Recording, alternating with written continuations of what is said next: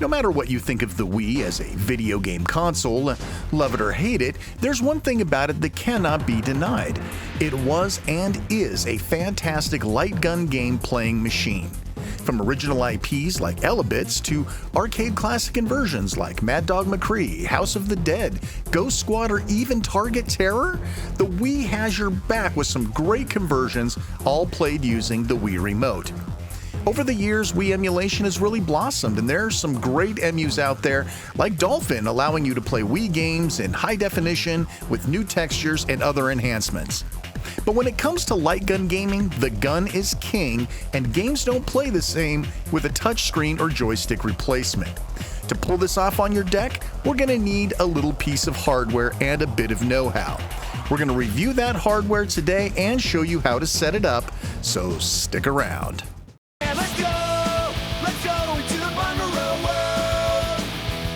So the hardware we're going to use is something called the Mayflash Wireless Sensor Dolphin Bar. Yeah, there's actually a Dolphin Bar product that you can buy. It's about 30 bucks, and they seem to be getting in a little short supply, so if you've ever thought about getting one of these, you might want to do it soon. What's inside the box is pretty simple. You have an instruction manual, which in this case you're actually going to need a couple of 3M strips that you can maybe mount this little adapter here so that you could put your bar on the top of a TV or something like that so it sticks up a little bit. And then of course you've got the bar itself. And let's take a look at this because there's a lot of misconceptions about what these are for and how they work. So, and I tell you, before I picked this thing up, I wasn't completely sure either. So we have a USB-A plug, so you don't have to use anything weird. And that of course works great with the Steam Deck dock. And then you have the bar itself. Now here on the top you have a sync button. You have a mode button that toggles through 4 different modes. That's why you need the instruction book to know which mode does what. On the bottom, of course, you have that little mounting area. And on the back, we have a top or bottom switch, which is great. That way you don't necessarily have to set it in the emulator. And thankfully, an on-off switch that allows you to shut off and turn this guy back on. Now, it's not battery powered, it's USB powered, so you're probably thinking, why would I ever need to shut it off? If I just unplug it, I'm good to go. Well, therein lies the thing. I have noticed that when switching games, sometimes the sync between the Wiimote and this will lose some sort of connectivity, so I'll simply shut it off and turn it back on in between games, and it seems to be just fine. So we do have some lights on here that'll light up, a syncing, of course, that happens. It's very simple. Now, one of the really nice things about this is you sync the Wiimote to this, not to the Steam Deck, and that works out great. This takes a lot of the hubbub out of real hardware emulation on the Steam Deck, and we're going to look closer at that. The Steam Deck will think you have a real Wii Remote hooked up, and that's awesome. And we'll show you again how that all works in just a minute. So you might ask yourself, well, do I need a dock? What if I just want to play it on the Steam Deck, right? So you could take the Steam Deck, and of course, even without, let's see, do I have a stand around here somewhere I could throw this thing on? There we go.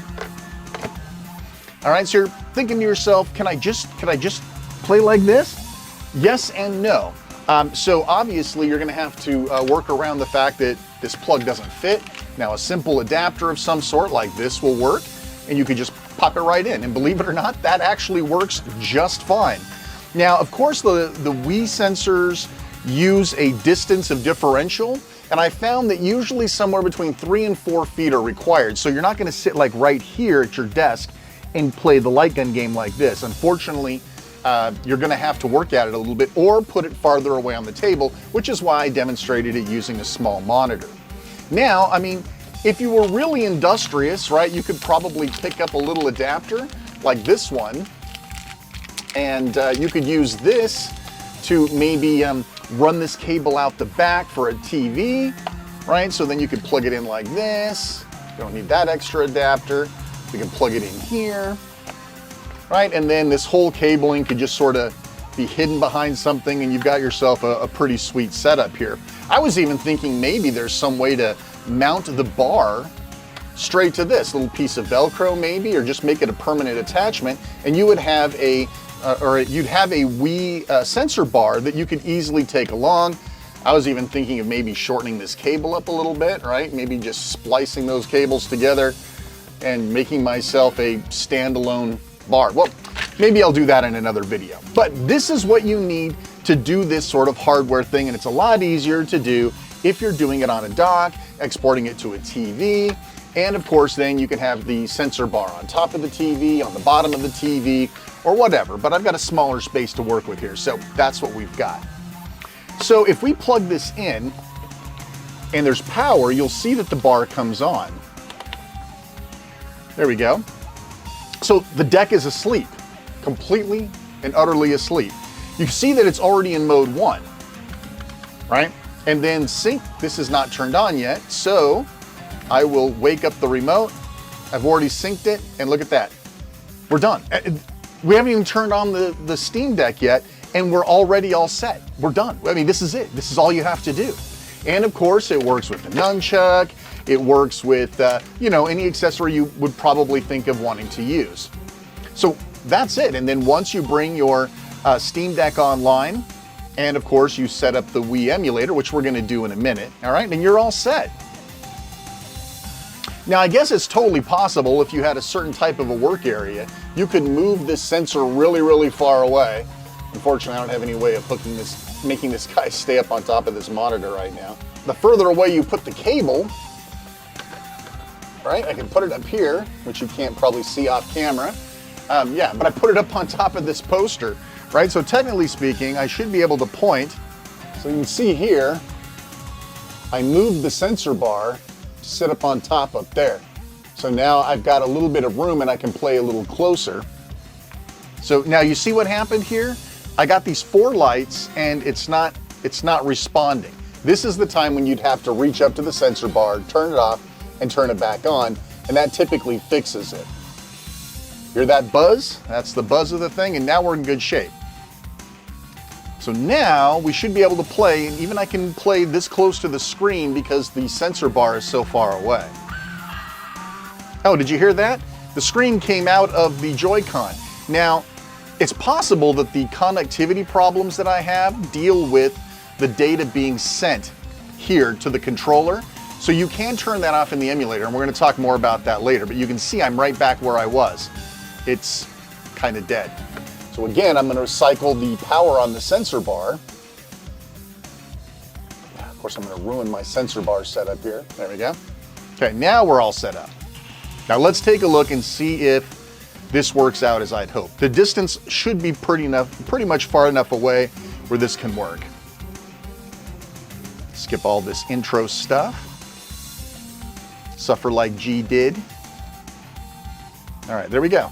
It's a little off, but I'm sure I could adjust the sensitivity a little bit, but you get the idea, because the thing's all the way over there. Maybe if I flipped it to top instead of bottom, maybe I would get a little more accuracy. So we'll switch it over to bottom. Oh, that's a little better, not much, but a little bit. And you can see it, I mean, of course you're not pointing at the screen anymore, right? And that's all the fun. So if we could put it up here and it would stay, I guess I could pull off one of these strips and put it up here. I like how it's telling me I suck so bad I should use very easy mode. There we go. And I should probably set this back to, oh, I was already on top, perfect. So now let's see how she behaves. Sensor bar's up on top. I'm probably not far enough away, but let's see how it goes. Okay, I've got to kind of pull it to my chest, but this is much better. And I'm sure there's some calibration we could do if we wanted to make it better. Please be safe, G. You see it works great, and you can hear that it's working. That you can hear the speaker even working. Hear it? Click, click. Anyway, so that's the hardware side of it. Again, you're going to have to invest a little bit of money, but this thing also works on the PC or other devices that you may want to emulate the Wii on. So you now have the tools necessary from a hardware point of view to make this work. Now let's look at what we have to set up in the emulator to make all of this tie together. Now it's time to look at how we set all this up from the emulator perspective. We're going to jump over to the desktop mode. We're going to assume you have EmuDeck and the Wii emulator all set up.